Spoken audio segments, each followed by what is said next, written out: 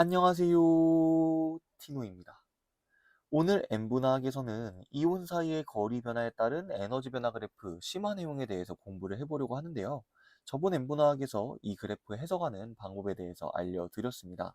예를 들어서 여기에 있는 그래프가 NaCl의 그래프라고 한다면 나트륨 이온과 염화 이온의 정전기적 인력에 의한 에너지 변화 그래프, 원자핵과 원자핵 사이의 반발 또는 전자와 전자 사이의 반발에 의한 에너지 변화 그래프, 그리고 두 그래프를 합친 전체 에너지 변화 그래프가 그려져 있는 상황입니다. 전체 에너지 변화에 따라서 이온 결합이 형성이 된다고 했었는데요. 전체 에너지가 가장 낮은 지점에서 이온 결합이 형성되고, 그때의 거리 R0를 이온 결합 형성 거리 또는 양이온과 음이온의 반지름의 합과 같다, 이렇게 이야기를 했었고요. 그리고 여기에 있는 E는 이온 결합이 형성되면서 방출되는 에너지인데, 에너지를 더 많이 방출하면 많이 방출할수록 더 안정한 이온 결합이 형성된다고 이야기를 했습니다. 그리고 R0를 기준으로 거리가 R0보다 짧다면 그때에는 인력보다 반발력이 우세하고, R0보다 거리가 더 멀다면 인력이 반발력보다 우세하다, 이런 이야기를 했었는데요. 오늘 우리가 다룰 건 뭐냐면, NaCl의 그래프가 이렇게 나와 있다면 혹시 NaF하고 MgO의 그래프는 어떤 식으로 그려질 수 있을 것인가, 이거를 확인해 보려고 합니다. 이 그래프를 그릴 때 여러분들이 기억해야 되는 건 저번 시간에 배웠던 전기력에 관련된 공식입니다. 전기력은 R제곱분의 Q1, Q2라는 식으로 정리가 되는데요. 거리에는 반비례하고 전하량에는 비례한단 말이에요. 여러분들이 여기서 체크해 주셔야 되는 게 Q1, Q2와 R에 따라서 E의 크기가 달라집니다. 왜요? 더 인력이 강할수록 더 안정한 결합이 형성되고, 이때 방출되는 E의 크기가 커질 거예요. 이해되시나요? 이때 Q1, Q2와 R 중에 누가 우선순위에 있냐면 전하량이 더 우선순위에 있습니다. 즉, 두 이온 결합 물질을 비교할 때 전하량의 차이가 난다? 그러면 무조건 전하량이 큰 친구가 방출하는 E의 크기가 더 커지게 됩니다. 여기에 있는 예시로 다시 한번 설명을 해드릴게요. 일단 NaCl하고 NaF를 한번 비교를 해보도록 하겠습니다. 여기도 1가 양이온, 1가 음이온, 여기도 1가 양이온, 1가 음이온이죠. 그럼 이 상황에서 Q의 변화는 없습니다. 그 말은 여기에 있는 전기력의 크기를 계산할 때 전하량은 고려하지 않는다는 거거든요. 근데 이온 사이의 거리는 차이가 생겨요. 왜냐하면 여기에 있는 R0가 아까 양이온과 음이온의 반지름의 합이라고 했잖아요. 근데 지금 보면 염화이온하고 플루오리나 이온 반지름이 다르죠.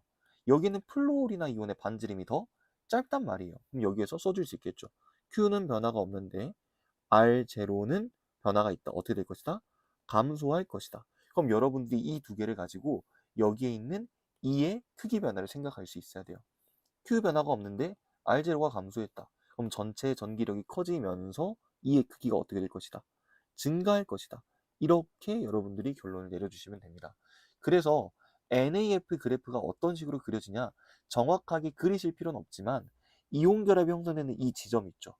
이렇게 찍히고 올라오는 요 극소값의 위치만 어디인지 체크해 주면 돼요.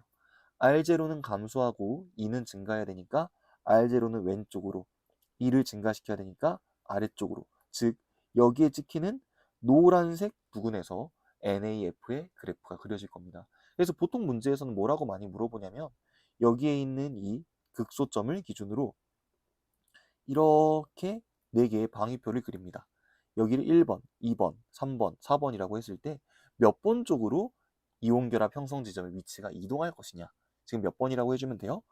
번호를 1번, 2번, 3번, 4번이라고 한다면 몇 번 쪽으로 이동한다? 3번 쪽으로 이동한다. 이렇게 이야기를 해주면 되는 거예요. 그래서 어떤 이온 결합 물질을 기준으로 다른 이온 결합 물질의 그래프를 그리라고 하면 Q와 R의 변화를 보고 E의 크기를 판단한 다음에 R0와 E의 위치를 변화시켜주면 됩니다. MgO도 똑같이 해보도록 하겠습니다. 여기는 MgO 같은 경우에는 NaCl에 비해서 전하량이 어떻게 됐어요?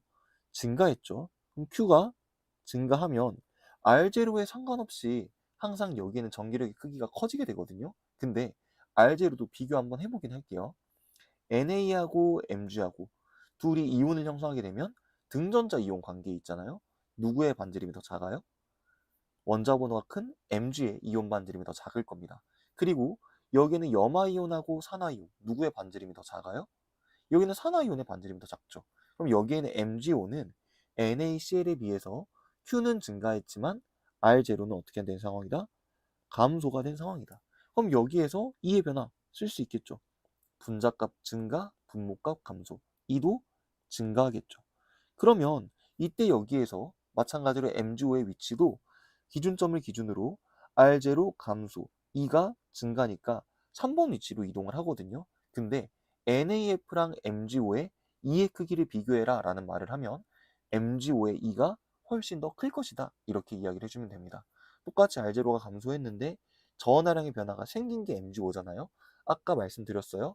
저원화량의 변화가 훨씬 더 전기력의 변화를 크게 가져옵니다.